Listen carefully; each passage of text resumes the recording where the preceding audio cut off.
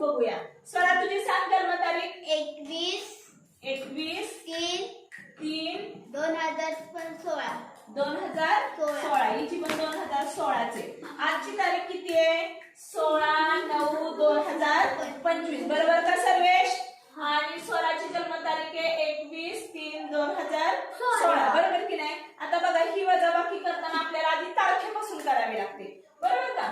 आता 16 ते 21 जातील का? मग कसे करायचे? सरासरी एक महिना 30 दिवसांचा असतो. बरोबर? एक महिना सरासरी अंदाजे किती दिवसांचा असतो? 30 दिवसांचा असतो. मग 16 मध्ये 30 अधिक केले, किती आली बेरीज? 16 मध्ये 30 अधिक केले 17.